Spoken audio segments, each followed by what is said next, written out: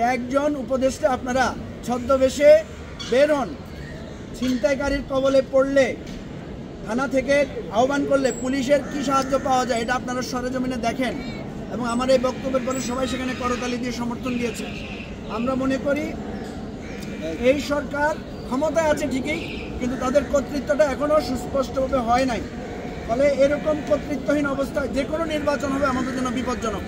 আমরা বলেছি যদি এরকম পর্যায়ে আপনারা নির্বাচনের দিকে আগে চলে যান কর্তৃত্ব এবং সংস্কার পরিপূর্ণ না করে, তাহলে এই নির্বাচনটা হতে পারে অত্যন্ত খারাপ একটা নির্বাচন। এই বিষয়টা আমরা ওনাদেরকে অনুরোধ করেছি।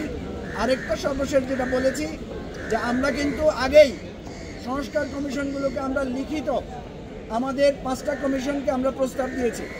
সেই প্রস্তাবের আলোকে ওনারা কিন্তু অনেকগুলো সুপারিশ এখানে অন্তর্ভুক্ত করেছেন। তাহলে অন্যান্য দল কি সুপারিশ দিয়েছে, যেই সুপারিশগুলো কমন এগুলোকে আপনি একটা লিস্ট আউট করেন, এই সুপারিশগুলো সবাই একমত হয়েছে। এরপরে যেগুলোতে একমত হয় নাই সেগুলো নিয়ে আপনারা ডিসকাশন শুরু করেন, যাতে আমরা সময়টা বাঁচতে পারে, দ্রুত যাতে আমরা শেষ করতে পারি। সর্বশেষ আমি যে কথাটা বলেছি যে জাতীয় ঐক্যমত্য সৃষ্টির জন্য আপনাদের উচিত ছিল ভূমিকা নেওয়ার, আপনারা সেটা নেন নাই। বাদ দেন 15-16 বছরে আমরা কি আন্দোলন করেছি, সংগ্রাম করেছি, সেটা যদি আপনারা নাও মানেন, জুলাই আগস্টে রাজনৈতিক দলগুলো, সেখানে বিএনপি নজরুল ইসলাম খান উপস্থিত ছিলেন, আমি বলেছি নজরুল ইসলাম খান অ্যারেস্ট হয়েছিলেন, জামাতের আবদুল্লাহ তাহের অ্যারেস্ট হয়েছিলেন, জোনায়েদ সাকি আহত হয়েছিলেন, আমরা গুলি খেয়েছি, জেলে গিয়েছি। কোনো একটা আলোচনায়, কোনো একটা ছবিতে এই রাজনৈতিক নেতারা যারা জেলে গিয়েছিলেন এই জুলাই আগস্টে, যারা গুলি খেয়েছিলেন, যারা নির্যাতনের শিকার হয়েছিলেন, হসপিটালে ভর্তি ছিলেন, তাদের কোনো একটা আলোচনা, কোনো একটা ছবি আপনাদের কোনো কার্যক্রমে এটা ঠাঁই পায় না। তাহলে আপনারা কিভাবে জাতীয় ঐক্যমত, সকল রাজনৈতিক দলের সহযোগিতা আপনারা কিভাবে চান?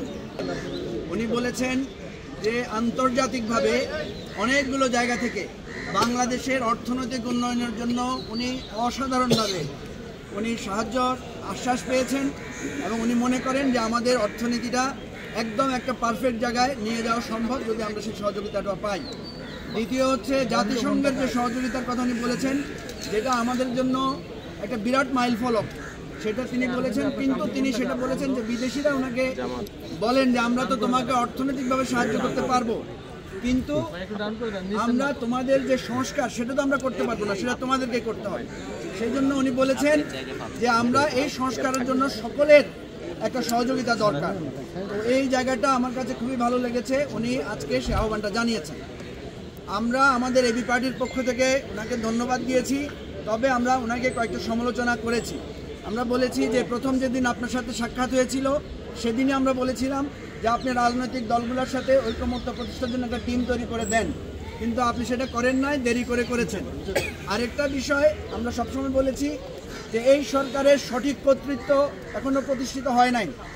ফলে আপনি এরকম একটা ভঙ্গুর অবস্থা নিয়ে কীভাবে নির্বাচন করবেন? আমরা স্পষ্টভাবে বলেছি স্থানীয় নির্বাচন আগে করেন বা জাতীয় নির্বাচন আগে করেন, কিন্তু আপনার প্রশাসনিক কর্তৃত্বটা লাগবে। আমি ওনাদেরকে একটা পরামর্শ দিয়েছি